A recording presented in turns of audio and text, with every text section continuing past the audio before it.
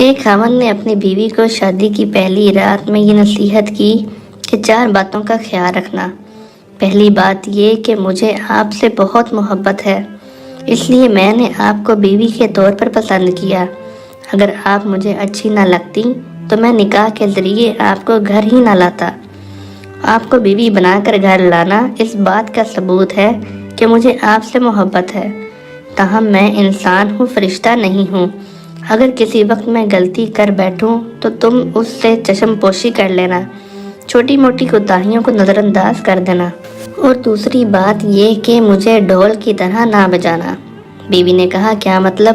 اس نے کہا، جب بالفرض اگر میں غصے میں ہوں تو میرے سامنے اس وقت جواب نہ دینا۔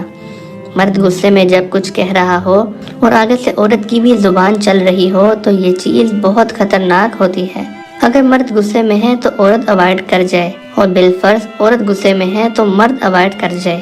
دونوں طرف سے ایک وقت میں غصہ آ جانا یوں ہے کہ رسی کو دونوں طرف سے کھینچنے والی بات۔ ایک طرف سے رسی کو کھینچیں اور دوسری طرف سے ڈھیلا چھوڑ دیں تو وہ نہیں ٹوٹتی۔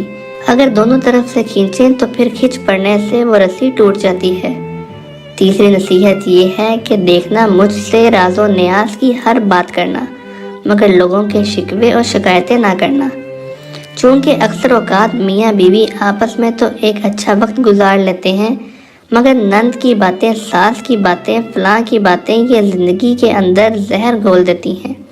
اس لیے شکوے شکایتوں سے ممکنہ حد تک گریز کرنا۔ اور چوتھی بات کہ دیکھنا، دل ایک ہے، یا تو اس میں محبت ہو سکتی ہے یا اس میں نفرت۔ ایک وقت میں دونوں چیزیں دل میں نہیں رہ سکتی۔